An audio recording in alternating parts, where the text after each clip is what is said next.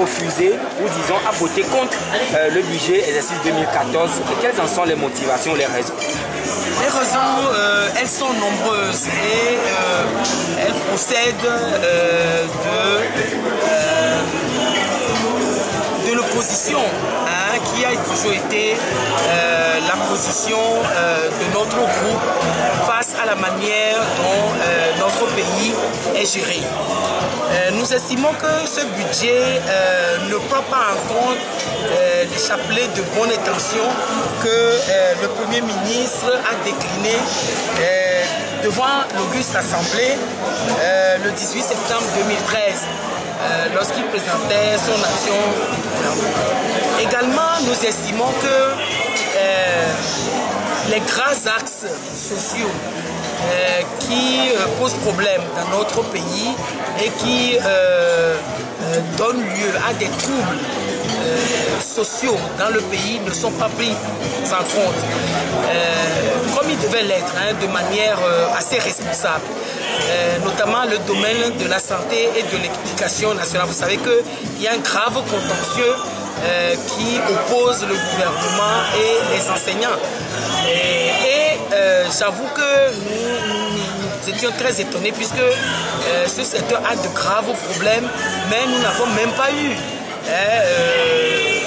la possibilité d'entendre, d'écouter le ministre en charge de ce secteur qui ne s'est même pas donné la peine de se présenter devant l'Assemblée nationale en commission lorsque nous travaillons dans cette commission. Également, la santé qui connaît beaucoup de remous n'a pas été nécessairement prise en compte également par ce budget.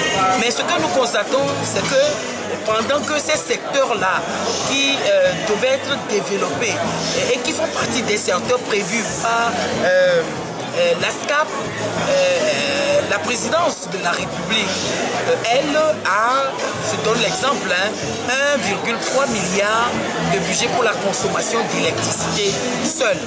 Et pendant ce temps, le Parlement devant qui on se présente pour demander le vote du budget n'a pas de siège. Les députés continuent de travailler dans une salle de banquet et avec cela, on prévoit de construire une présidence annexe alors que nous avons déjà deux présidences.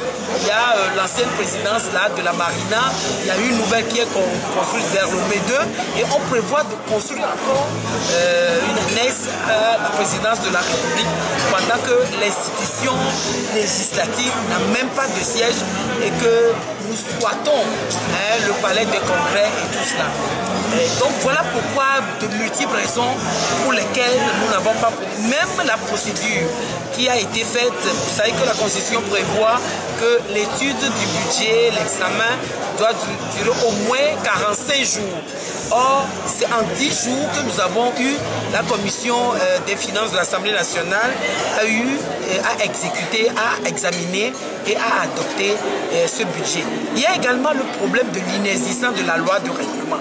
Vous savez, la loi de règlement, c'est cette loi-là qui constate la manière dont le budget, année N-1, c'est-à-dire qu'aujourd'hui, le budget 2014 a été voté.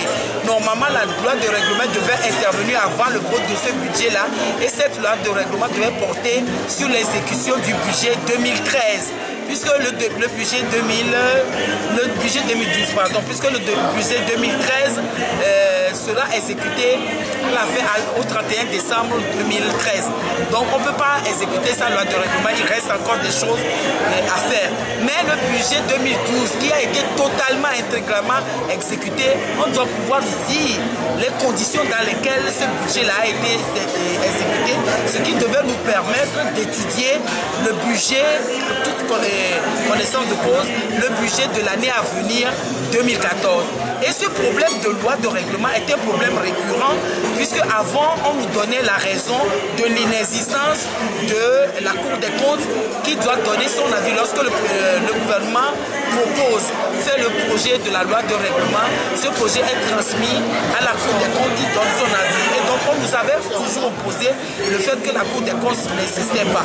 Et donc la Cour des comptes a été mise sur pied, je crois, si mes souvenirs sont bons, depuis 2008.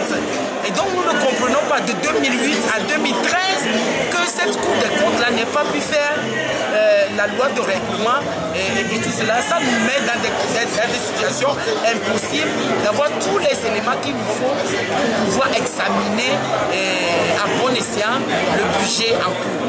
Et donc voilà beaucoup de raisons pour lesquelles il est pour nous inadmissible et inacceptable de donner notre caution à un budget qui ne respecte pas la constitution de notre pays et qui ne respecte d'ailleurs pas les directives de l'UEMOA sur la manière dont le budget devait être prévu et exécuté. Merci.